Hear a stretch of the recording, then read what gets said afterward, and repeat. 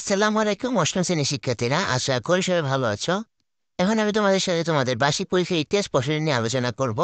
তো প্রথমে আসো যে কোনটি ইতিহাসের অলিখিত উপাদান, তোমরা অ্যান্সার দিবা।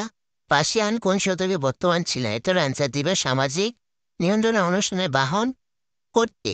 তারপর কি সমাজ হলো কি, কত সালে চিরস্থায়ী বন্দোবস্ত আইন বিলোপ করা হয়, মিশরের সভ্যতার মানুষ কয় শ্রেণীতে বিভক্ত, মিশর নীল নদের দান, এটি কার লেখা, বলি না শূন্য উপাদান কি নির্মাণ করেন। ঠিক আছে, তোমরা 15টা নেবে থেকে অ্যান্সার করবে। এখানে দেখো 15টা দেওয়া আছে।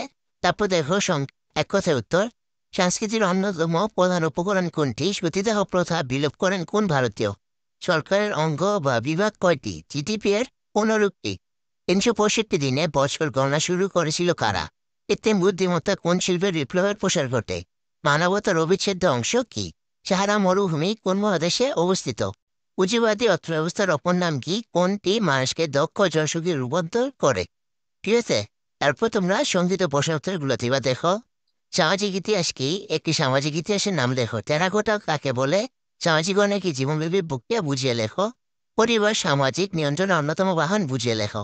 তারপর দেখো হাইরোগ্লিফিক কি বর্ণনা করো, রেনেসাঁ কাকে বলে, প্রস্তুতন্ত্রের ভারসাম্য রক্ষায় বনভূমির প্রয়োজন কেন, টেকসই উন্নয়নের ভিত্তি কি ব্যাখ্যা করো, সম্পদের দুষ্প্রাপ্যতা কি, মিশ্র অর্থব্যবস্থার স্বরূপ ব্যাখ্যা করো। তারপর দেখো যেখানে 3টি প্রশ্নের উত্তর। তো পয়লা বৈশাখ কি ধরনের উৎসব অনুষ্ঠিত হয়, তোমার মতামত দাও। ব্যক্তি সামাজিকরণে শিক্ষা প্রতিষ্ঠানের গুরুত্ব মূল্যায়ন করো। মিশরকে নীল নদের দান বলা হয় কেন, পরে বাসন্তের ভারসাম্য রক্ষায় প্রয়োজন হয় কেন। ঠিক আছে, এগুলো ছিল তোমাদের দৃশ্যপট ভিন। তারপর এখানে দেখো তোমাদের দৃশ্যপট নির্ভর যে প্রশ্নগুলো আছে, এগুলো তোমরা দেখে যাবা। যে দেখো এখানে সুন্দর করে দেওয়া আছে সবগুলা, এটা তোমরা দেখে যাবে। ঠিক আছে, আর মনে করো যে তোমাদের স্কুলে সারা ছেলে প্রশ্ন চেঞ্জ করতে পারে, তাই সম্পূর্ণ এই প্রশ্নের উপর নির্ভর হয়ে গেলে তোমাদের পরীক্ষা কিন্তু ভালো হবে না। তাই তোমরা সবগুলা 20 অধ্যায়ের উপর ধারণা নিয়ে যাবে, যাতে যেন তোমাদের পরীক্ষাগুলা ভালো হয়। ঠিক আছে, আল্লাহ হাফেজ।